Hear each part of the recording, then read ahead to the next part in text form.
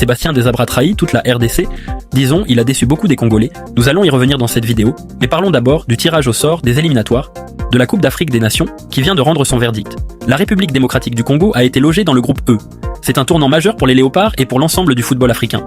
Dans cette analyse complète, nous allons décortiquer les forces en présence, analyser chaque groupe et porter une attention toute particulière sur le destin qui attend nos fauves. Nous reviendrons également sur les choix tactiques et humains du sélectionneur, des choix qui continuent de diviser l'opinion publique et d'enflammer les débats dans toutes les parcelles de Kinshasa, de Lubumbashi et d'ailleurs. Mais avant de plonger au cœur de ce tirage au sort, arrêtons-nous sur le premier grand sujet qui secoue l'actualité des Léopards. La liste des joueurs sélectionnés par Sébastien Desabre pour la Coupe du Monde. Cette publication a provoqué un véritable séisme chez les supporters et les observateurs du football congolais. Pour une grande partie des fans, cette liste est jugée tout simplement inacceptable. Les critiques s'effusent de toutes parts. On reproche aux techniciens français de n'avoir intégré aucun nouveau nom, de s'être enfermés dans une zone de confort et de condamner la RDC à faire de la figuration, ou comme le disent les plus sceptiques, du tourisme lors de cette phase finale planétaire. Le cœur du débat repose sur un arbitrage délicat entre la continuité et la méritocratie. Sébastien Desabre a visiblement choisi la carte de la fidélité. Pour ses détracteurs, ce choix se fait au détriment de la forme du moment. Certes, la sélection de cadres historiques pourtant en méforme ou en manque de temps de jeu, à l'image de Meshak Elia, de Gaël Kakuta ou de Cédric Bakambu, est perçue par certains comme une juste récompense. Ces joueurs ont écrit l'histoire récente des Léopards, ils ont tout donné pour qualifier la RDC pour une phase finale après 52 ans d'attente et d'espoir déçus. Pour beaucoup, il aurait été profondément injuste, voire cruel, de les écarter au moment de récolter les fruits de ce long travail de reconstruction. D'un autre côté, le public comprend cet aspect sentimental et historique, mais estime que le football de haut niveau ne peut pas se nourrir uniquement de souvenirs et de gratitude. La méritocratie aurait dû primer. Des joueurs qui enchaînent les performances de haut vol en club et qui affichent une forme étincelante, comme Samuel Essend, Afimi Kopouloulou ou encore Kabwit, auraient légitimement dû voir leurs efforts récompensés par une convocation. La Coupe du Monde représentait une occasion en or, une vitrine unique pour séduire et attirer de nombreux binationaux de talent qui hésitent encore à porter la tunique bleue et rouge. En fermant la porte à la nouveauté, les critiques estiment que Desabre a manqué une opportunité historique de renforcer durablement l'ossature de l'équipe nationale. Face à cette tempête médiatique, le sélectionneur national ne s'est pas démonté et a tenu à défendre sa vision avec conviction. Il a rappelé qu'un projet d'équipe se construit sur le long terme et qu'il y aura un avant et un après Coupe du Monde. Son message aux déçus est clair, que ceux qui n'ont pas été appelés cette fois-ci ne baissent pas les camps, ne baissent pas les bras, qu'ils continuent de travailler dur dans leurs clubs respectifs, car les portes de la sélection ne leur sont pas définitivement fermées. De plus, il convient de rappeler que la liste définitive et officielle ne sera envoyée que le 1er juin, laissant encore une infime marge de manœuvre et de réflexion. Quoi qu'il en soit, le débat reste totalement ouvert et passionné. Passons maintenant au grand sujet qui nous rassemble aujourd'hui, le tirage au sort des éliminatoires de la CAN. Un événement prestigieux qui a été marqué par une immense fierté pour notre pays grâce à la présence remarquable de notre légende nationale. Trésor Mputu Mabi, invité d'honneur de la Confédération africaine de football, pour cette cérémonie, le tour de contrôle a porté haut les couleurs du football congolais, rappelant à l'Afrique entière le talent et l'histoire que possède la RDC. Pour comprendre l'architecture de ce tirage, il faut rappeler que les nations étaient réparties dans 4 chapeaux distincts, basés sur les niveaux et les performances récentes des pays. Le chapeau 1 regroupait les nations considérées comme les plus fortes du continent, les têtes de série redoutées par tout le monde, tandis que le chapeau 4 abritait les nations théoriquement les plus faibles et les moins bien classées. C'est dans ce contexte que les groupes ont été formés, dessinant les contours des futures batailles du football africain. Dans le groupe A, le tirage au sort a réuni le Maroc, le Gabon, le Niger et le Lesotho.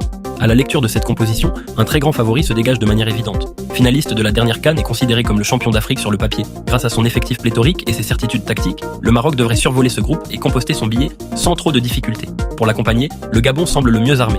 Portés par leurs individualités et leur expérience des joutes africaines, les Panthères du Gabon possèdent une longueur d'avance sur le Niger et le Lesotho. Ces deux dernières équipes semblent nettement un ton en dessous et devront réaliser un immense exploit pour bousculer la hiérarchie établie.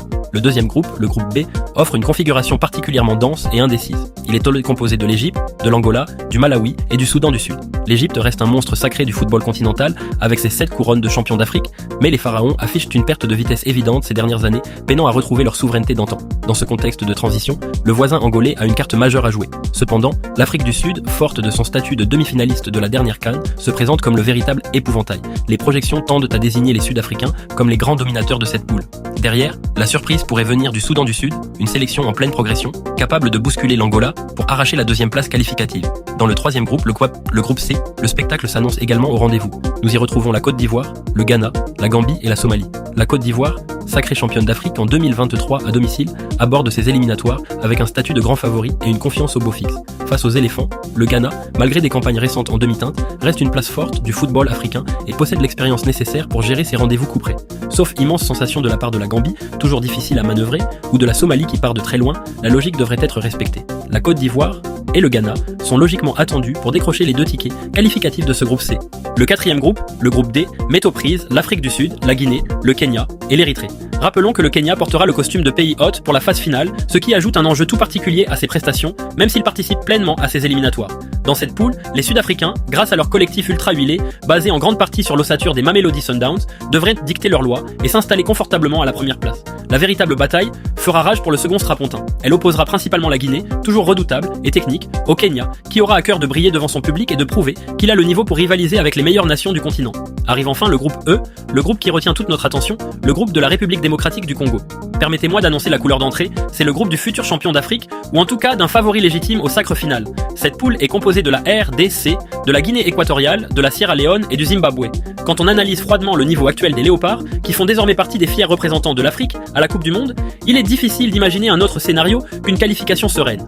La RDC est au-dessus de la mêlée. Avec la promesse faite par Sébastien Desabre d'injecter du sang neuf et d'appeler de nouveaux joueurs performants après l'échéance mondiale, l'équipe va encore monter en puissance. Les léopards ont les armes, le talent et la profondeur de banc pour marcher littéralement sur ce groupe et imposer leur rythme dès les premières journées.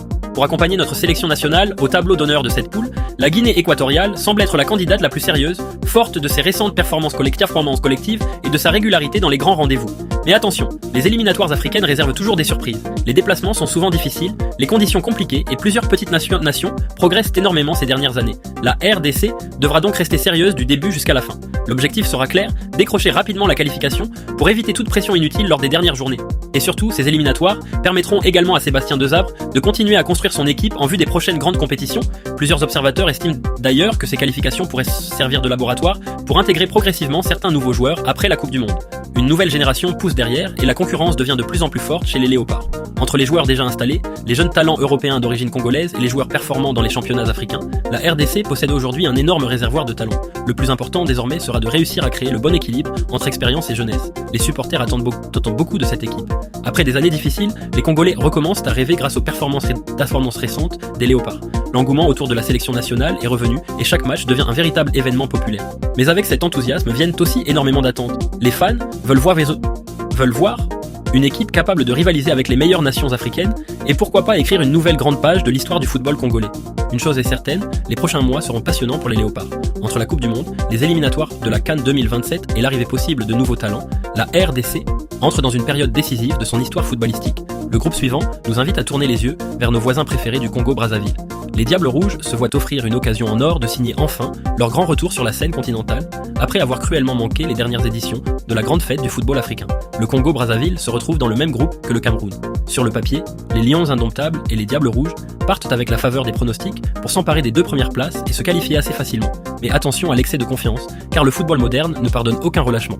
Dans leur rétroviseur, ils trouveront les Comores, une sélection devenue le cauchemar des grands d'Afrique grâce à son organisation tactique, ainsi que la Namibie, une équipe accrocheuse et physique capable de bousculer n'importe quelle hiérarchie. Pour le reste, les autres groupes de ces éliminatoires affichent une physionomie assez similaire et homogène. Ils sont généralement construits autour de 2 équipes majeures, historiquement fortes et habituées aux joutes continentales, accompagnées d'1 ou 2 formations théoriquement plus modestes qui tenteront de jouer les troubles faits. La route vers la phase finale est désormais tracée et chaque match s'annonce comme un combat tactique et physique intense où la moindre erreur se perd à cash. Les léopards connaissent leur feuille de route, les supporters sont en ordre de marche et le rendez-vous est pris pour écrire une nouvelle page glorieuse de l'histoire du football congolais.